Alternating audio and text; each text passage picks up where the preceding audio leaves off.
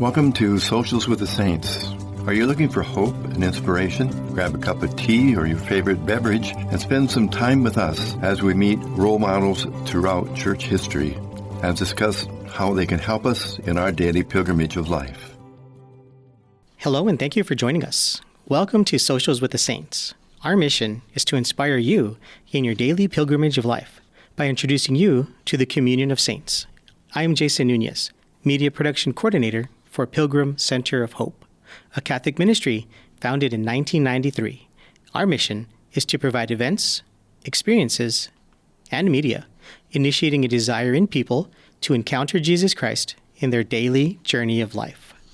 Socials with the Saints are opportunities to learn from role models of faith and from one another for fellowship, prayer, and receiving spiritual tools. Today, we will be shining a light on Saint Martin de Porres, a Peruvian surgeon's apprentice whose compassion toward all of God's creation earned the trust and respect of many. Now, we are recording this podcast as a resource for those of you who cannot attend our in-person Social with the Saints gathering.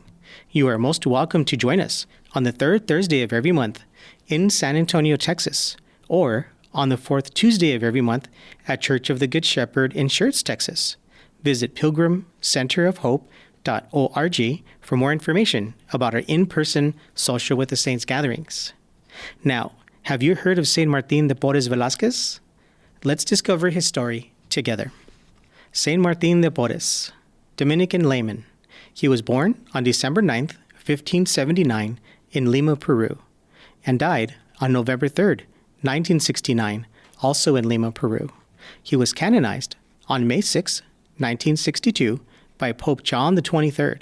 His feast day is celebrated on November 3rd, and his patronage is that of social justice, African Americans, mixed-race persons, barbers and hairdressers, public health, and public education.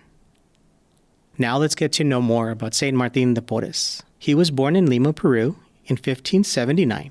He was the illegitimate son of a Spanish knight, Don Juan de Porras y de la Peña, and Ana Velázquez, a woman of both African and Native American heritage. Martin's father acknowledged him as his son after 8 years, but then abandoned the family when his sister was born. Martin's burden of growing up in poverty was compounded by bearing the stigma of that time and place, stemming from his mulatto or mixed-race status. At the age of 12, he became an apprentice to a barber surgeon. Now, at that time, barbers also provided medical services. He learned to cut hair and draw blood for the accepted medical procedure of the day, bleeding a patient, and to prepare and administer medicines. When he was 15, he began working for the Dominicans, which is the order of preachers founded by St. Dominic, as a servant, then as an almoner who distributed alms to the poor. These alms were sometimes discovered to have been supplied through miraculous means. After 8 years, the head of the monastery was so moved by Martin's holiness that he decided to ignore contemporary Peruvian laws against mulattoes and allowed Martin to profess his vows as a lay Dominican. Not all monastery residents accepted him, however. He was ridiculed and debased even by some of his fellow Dominicans, but Martin never retaliated. All the insults and attacks aimed toward him, he in turn offered to God in prayer as a sacrifice. One of Martin's closest friends was another Dominican, Saint Rose of Lima. Now, she was canonized in 1671. Saint Rose of Lima is known as the first saint of the Americas. It is said that his, quote, profound and simple humility was based on his knowledge of the greatness of God, end quote. And he avoided any form of pride. For example, Martin insisted upon wearing one habit until it disintegrated into mere threads and fibers. He opposed attempts to buy a second one. He also performed severe penance several times a day. Martin tended to the sick in the monastery infirmary, which he kept well stocked through creative means. He was thrifty with material goods for his fellow Dominicans, so that he could ensure the necessities remained for the care and comfort of the sick. When an epidemic struck Lima, beds across the city became filled with patients. Martin busied himself by attending to the sick, both inside and outside the monastery. He even brought a sick man into his own room as a temporary holding place. When the prior scolded him for disobeying previous direction this way, the humble friar replied, quote, "Forgive my error, and please instruct me, for I did not know that the precept of obedience took precedence over that of charity." End of quote. After this, the prior allowed Martin to follow his inspirations and perform the works of mercy as he saw fit.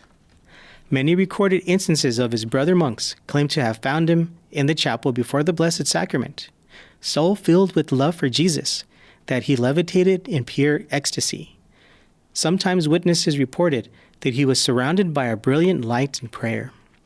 In other instances, Martin was able to miraculously pass through locked doors to help a sick or a dying person, or to bilocate to another part of the monastery. He also possessed a gift to be able to foresee if the person in his care would or would not recover. If he tended to them continuously, the patients sensed that they would not recover, because Martin was very patient and caring with the dying. However, if they felt somewhat neglected, he would tell them to take heart, because it meant he knew they would be well soon. Often Martin is depicted holding a broom with a mouse and a dog at his feet.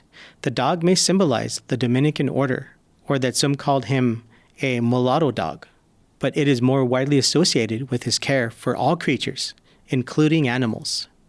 Once there seemed to be a mouse convention in the wardrobe room of the monastery. Mice feasted on the finest garments and sheets, leaving the old ones untouched. Some of the monks wanted to poison the rodents, but Martin would not hear of it.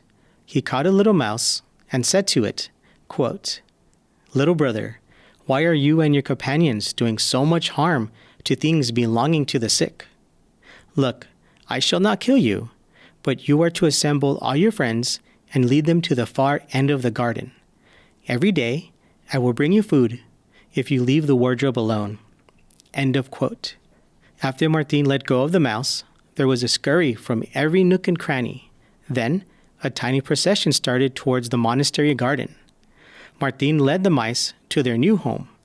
Every day he kept his word, and no mouse ever set a claw or tooth in the monastery wardrobe again. Word spread about him, and Martin became known outside Lima. Groups of laity and clergy came to him seeking spiritual counsel, material aid, prayers, and cures. Although Martin wished to remain obscure, he continued responding to these requests, as he saw it as God's will. In January 1639, he began experiencing fever, tremors, and agonizing pain. He suffered several bouts of illness throughout the year, and eventually told his fellow monks that this illness would be his last. As he lay dying, he appeared tormented by the devil. The evil one attempted to trick and persuade Martin into believing that he had wasted his life on fruitless works and prayers. Between these periodic battles, however, Martin continued having ecstasies, in which there appeared to him the Blessed Mother, Saint Dominic, Saint Vincent Ferrer, and other saints and angels who gave him courage. He asked for the last sacraments. As the Salve Regina was sung and the creed began in the monastery, the crucifix which Martin had been holding slipped out of his hands. He died at the age of 59 around 9 p.m. on November 3rd, 1639. For a poor mulatto, Martin's funeral was extraordinary. It appeared more like that of a high-ranking official than a humble Dominican friar. Mourners included many religious and friends of the monastery and surrounding monasteries, as well as lay dignitaries and military officials. Martin's body was carried by 4 of his closest friends, including the Archbishop of Mexico and the Bishop of Cusco. He was buried among the priests because he was judged worthy of such an honor. Later that evening, Archbishop Feliciano de Vega remarked, quote, "Yes, this is the way saints should be honored." End of quote. Now, we may be wondering why it took 323 years for his canonization, but God works in his own way, not ours. Perhaps it was delayed to parallel the Second Vatican Council, which would result in vast changes, enabling a heightened understanding and appreciation for the spiritual life in the Catholic Church, including the role of the laity. Or perhaps it was to accompany the civil rights movement, which was making strides in the United States to bring about awareness of of the equality and contributions of Black Americans. Perhaps this is why Saint Martin de Porres was canonized, that an illegitimate mulatto became a Christian role model who transcended prejudice, labored in the fields of the Lord, and changed the world around him. Wow, what a life well lived. I'd like to add to this by sharing 2 additional Saint Martin quotes.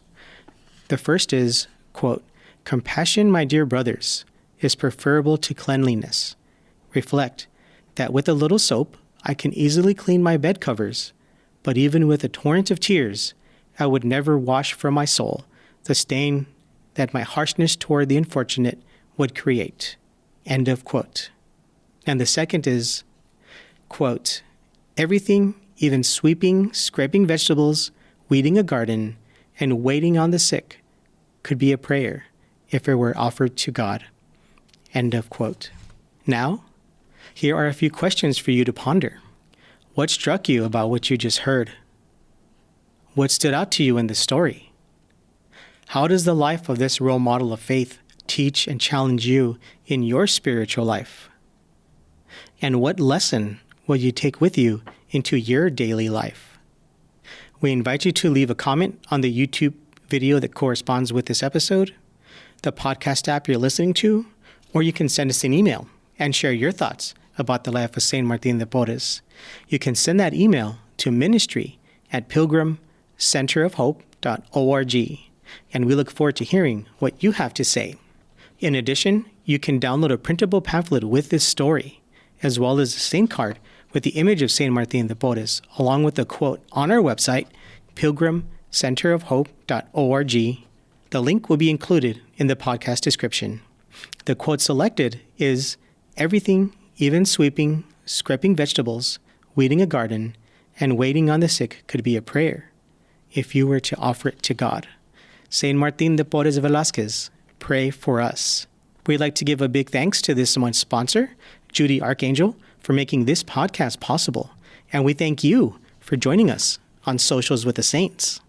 We invite you to come visit Pilgrim Center of Hope and learn more about our threefold ministry of Catholic events, experiences, including pilgrimages and media like this podcast. Visit pilgrimcenterofhope.org or call us at 210-521-3377. Please make sure to stay up to date with details about these wonderful events, such as Socials with the Saints. You can do so by liking our Pilgrim Center of Hope Facebook page, follow us on Instagram, and subscribe to our email list by visiting us at pilgrimcenterofhope.org. Until next time, remember, we are a pilgrim people, and on your journey, you are never alone in the communion of saints. May God bless you.